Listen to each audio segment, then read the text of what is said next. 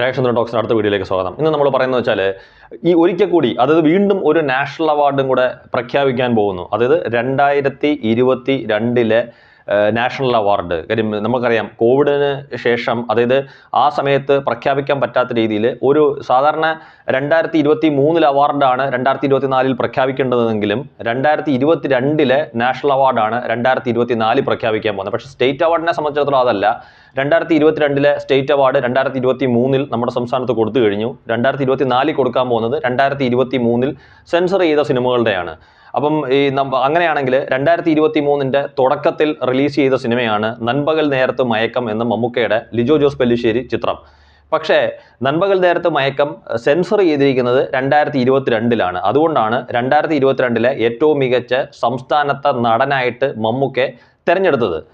അതായത് നമ്മുടെ സംസ്ഥാന ചലച്ചിത്ര അവാർഡിൽ ഏറ്റവും മികച്ച നടനായിട്ട് മമ്മൂക്ക തിരഞ്ഞെടുത്തത്. പക്ഷേ നാഷണൽ അവാർഡിന്റെ കാര്യം നോക്കാനാണെങ്കിൽ 2021 നാഷണൽ അവാർഡാണ് 2023 പ്രഖ്യാപിച്ച് കൊടുത്തിട്ടുള്ളത്. അപ്പോൾ 2022 നാഷണൽ അവാർഡ് ഇപ്പോൾ പ്രഖ്യാപിക്കും. അത് പ്രഖ്യാപിച്ചിട്ട് അത് 2024 പ്രഖ്യാപിക്കും.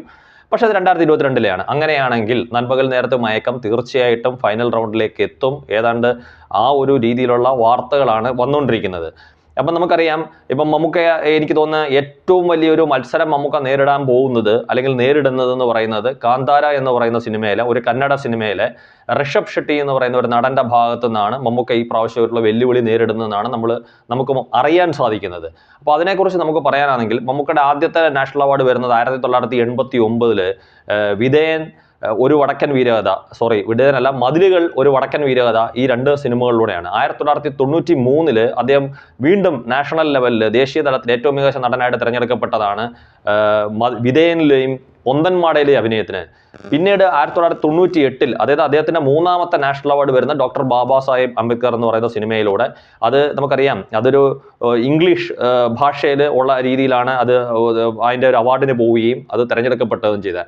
അപ്പോൾ 1998 നിലവിൽ മമ്മൂക്ക ദേശീയ തലത്തിൽ ഏറ്റവും മികച്ച നടനായിട്ട് തിരഞ്ഞെടുക്കപ്പെട്ടിരിക്കുന്നത്. അതിനുശേഷം ഇങ്ങോട്ട് പല പ്രാവശ്യം മമ്മൂക്കയുടെ ഒരുപാട് ചിത്രങ്ങൾ, അതായത് 98 തന്നെ നമുക്കറിയാം ഒരു നാഷണൽ അവാർഡിന് വരുന്ന സമയത്ത് മമ്മൂക്കയ്ക്ക് കൊടുക്കാതിരിക്കാൻ വേണ്ടിയിട്ട് അജയ് ദേവഗണിനെ മാത്രം ആ വർഷം ഏറ്റവും മികച്ച നടനായിട്ട് തിരഞ്ഞെടുക്കപ്പെടാൻ വേണ്ടിയിട്ട് ഉള്ള ശ്രമങ്ങൾ നടത്തുകയും അന്നത്തെ ജൂറിയിൽ ഉണ്ടായിരുന്ന, അതായത് നമുക്ക് മലയാളത്തിൽ നിന്ന് എനിക്കൊന്ന് ബാലചന്ദ്ര മേനോൻ അദ്ദേഹമാണെന്ന് തോന്നുന്നു, അദ്ദേഹത്തിനെ പോലുള്ള ഒരു ശക്തമായ എതിർപ്പുകൾ ഉയർത്തിയതിനെ തുടർന്ന് ആ ഒരു സമിതിയിലെ ചെയർമാൻ വോട്ട് ചെയ്യുന്നിടത്തുനിന്ന് വിട്ടു നിൽക്കുകയും മറ്റ് അംഗങ്ങൾ തുല്യമായിട്ട് വോട്ട് ചെയ്യുകയും ചെയ്യുന്നതിൻ്റെ അടിസ്ഥാനത്തിൽ മമ്മൂക്കയ്ക്കും അജയ് ദേവഗണിനും തുല്യമായിട്ട് നാഷണൽ അവാർഡ് കൊടുത്തതായിട്ടാണ് വാർത്തകൾ.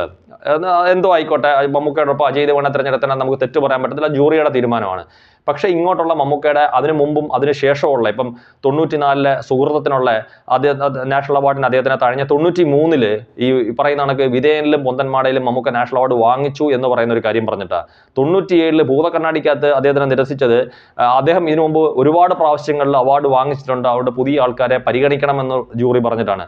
എനിക്കിപ്പോഴും മനസ്സിലാവാത്ത ഒരു കാര്യമുണ്ട്. 1992 സിനിമ, 92 സൂര്യമാനസം എന്ന് പറയുന്ന സിനിമ, ഞാൻ അതിനെ അന്വേഷിച്ച് എനിക്ക് തോന്നുന്നു ഒരു പക്ഷേ അത് ഇതിന് അവാർഡിന് അയച്ചിട്ടില്ല എന്നാണ് എനിക്ക് തോന്നുന്നത്. എന്തോ അവർക്ക് ഡേറ്റിനകത്ത് എന്തോ ഒരു അയക്കുന്നതുമായിട്ട് ബന്ധപ്പെട്ട് എന്തോ ഒരു ചെറിയ പ്രശ്നം വന്നിട്ടുണ്ട്, അതുകൊണ്ടാണ്. പിന്നെ 91 അമരം എന്ന് പറയുന്ന സിനിമ, ഞാൻ എപ്പോഴും വിശ്വസിക്കുന്ന ഒരു കാര്യമുണ്ട്. കാര്യം ആര് വിചാരിച്ചാലും മലയാളത്തിലെ ഏത് മുൻനിര നായകന്മാർ വിചാരിച്ചാലും ഒരിക്കലും അവർക്ക് ചെയ്ത് വിജയിപ്പിക്കാൻ പറ്റാത്ത ഒരു ക്യാരക്ടറാണ് അമരത്തിൽ എന്ന് പറയുന്നത്. ഇപ്പം KPSC എന്ന് പറയുന്ന നാടക സമിതിയിലൂടെയൊക്കെ വന്നു സിനിമയിലേക്കൊക്കെ വന്ന് അന്തരിച്ചു പോയ KPSC ലളിത ചേച്ചി, അവർ തന്നെ പല പ്രാവശ്യം പറഞ്ഞിട്ടുണ്ട്. കാര്യം എനിക്ക് തോന്നുന്നു അവർ ഒരു നടനെയും ഇന്ന് വരെ പ്രശംസിച്ച് നമ്മൾ കണ്ടിട്ടില്ല മമ്മൂക്കയല്ലാതെ. അവർ പറഞ്ഞത് അമരത്തിനകത്ത് മമ്മൂക്കയുടെ പെർഫോമൻസിനകത്ത് അദ്ദേഹത്തിൻ്റെ വളരെ സെന്റിമെന്റൽ ആയിട്ടുള്ള രീതിയിലുള്ള ഡയലോഗ്സ് കേട്ടപ്പം അവർ കരഞ്ഞുപോയെന്നാണ് അവർ പറഞ്ഞത്. കാര്യം അത്രയും ഗംഭീരമായിട്ടുള്ള പ്രകടനം നടത്തിയിട്ട് പോലും ആ വർഷം മറ്റൊരു നടനാണ് ഒരു നാഷണൽ അവാർഡിന് വേണ്ടി അവർ പരിഗണിച്ചതെന്ന് നമുക്കറിയാം.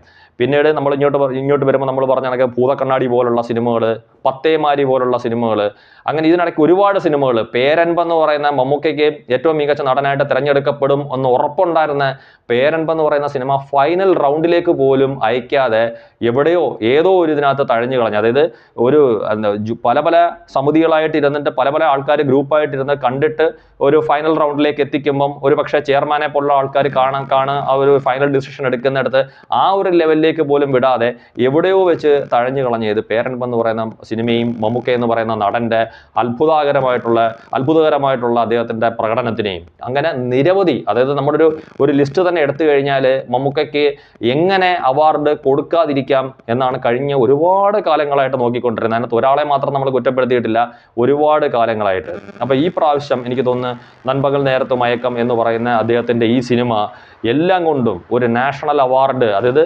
ഇന്ത്യയിലെ ഏറ്റവും മികച്ച നടനായിട്ട് 4ാം തവണയും മമ്മൂക്ക തിരഞ്ഞെടുക്കപ്പെടാൻ ഏറ്റവും കൂടുതൽ സാധ്യതയുള്ളൊരു സമയമാണ് ഇതെന്ന് പറഞ്ഞു കഴിഞ്ഞാൽ. ഇപ്പോൾ 2022 നമ്മൾ പറയുമ്പോൾ നൻപകൽ നേരത്തെ മയക്കം മാത്രമല്ല, 2023 അവാർഡ് പരിഗണിക്കുമ്പം പോലും, അത് 2023 സ്റ്റേറ്റ് അവാർഡ് നമുക്കറിയാം, ഇപ്പോൾ 2024 പ്രഖ്യാപിക്കുമ്പോൾ 2023 നാഷണൽ അവാർഡ് 2025 വരുമ്പോഴും കാതൽ എന്ന് പറയുന്ന സിനിമയ്ക്കകത്ത് മമ്മൂക്കയുടെ ഒരു പെർഫോമൻസ് ഉണ്ട്. നമുക്കത് ഒഴിച്ചു നിർത്താനൊക്കത്തില്ല. കാര്യം നമ്മൾ നോക്കുമ്പോൾ അതൊരു സിമ്പിളായിട്ടുള്ള വളരെ നിസ്സാരമായിട്ട് ഉള്ള ഒരു ക്യാരക്ടറാണെന്ന് നമുക്ക് തോന്നിയാലും ആ കഥാപാത്രത്തിൻ്റെ ഉള്ളിൽ, അതായത് ഞാൻ പറഞ്ഞ കണക്ക് ഇപ്പോൾ അതിനകത്തൊരു കോടതി സീനുകളിലൊക്കെ ചെന്നിട്ട് ഒരു എന്തിനാ പറയുന്നത്, ഉള്ളിൽ കള്ളത്തരം ഉണ്ടായിട്ടും പുറമേ അത് പ്രകടിപ്പിക്കാൻ പറ്റാത്ത രീതിയിൽ, എന്ന് വെച്ചാൽ പുറത്താരും അറിയരുതെന്നുള്ള രീതിയിൽ തലയും കുനിച്ചുള്ള ആ നിപ്പെന്നൊക്കെ പറഞ്ഞു കഴിഞ്ഞാൽ നമുക്കറിയാം അതിഗംഭീരമായിട്ടുള്ള ഒരു പെർഫോമൻസാണ്. പിന്നെ വീണ്ടും 2024 എടുത്തിട്ട് ഈ 2025 സ്റ്റേറ്റ് അവാർഡും 2024 2026 നാഷണൽ അവാർഡും വരുമ്പം അവിടെയും വീണ്ടും ഭ്രമയുഗം എന്ന് പറയുന്ന അതിഗംഭീരമായിട്ടുള്ള അതിശക്തമായിട്ടുള്ള ഒരു, നമ്മൾ പറയുന്ന കണക്ക് മലയാളത്തിലെ ഒരു ലീഡിങ് ആക്ടർക്ക് ചെയ്തെടുക്കാൻ പറ്റാത്ത രീതിയിലുള്ള ക്യാരക്ടർ അവിടെ അദ്ദേഹം ചെയ്തു വെച്ചിട്ടുണ്ട്.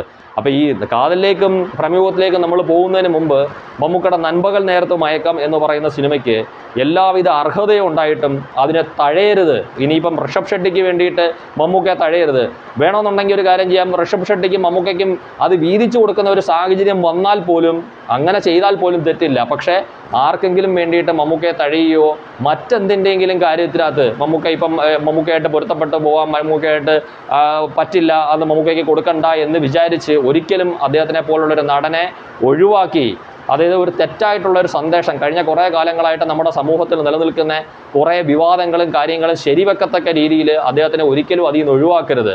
അതായത് കഴിഞ്ഞ കുറേ കാലമായിട്ട് ഇവിടെ നിൽക്കുന്ന വിവാദങ്ങളൊക്കെ തെറ്റാണെന്നെങ്കിലും തെളിയിക്കാൻ വേണ്ടിയിട്ട് അദ്ദേഹത്തിൻ്റെ ഗംഭീര പെർഫോമൻസ് കണ്ടില്ലെന്ന് നടിക്കാതെ അദ്ദേഹത്തിൻ്റെ ഇന്ത്യയിൽ ഏറ്റവും മികച്ച നടനായിട്ട് തിരഞ്ഞെടുക്കാൻ തോന്നുകയാണെങ്കിൽ, അതായത് അതിനെക്കാട്ടിലും വലിയൊരു പെർഫോമൻസ് ഒന്നും മറ്റു നടന്മാരുടെ ഭാഗത്തു നിന്നുണ്ടായില്ലെങ്കിൽ തീർച്ചയായിട്ടും മമ്മൂക്ക നാഷണൽ അവാർഡ് ഒരിക്കലും നിരസിക്കുന്ന ഒരു സാഹചര്യം ഉണ്ടാകരുതെന്ന് മാത്രമാണ്. Thank you.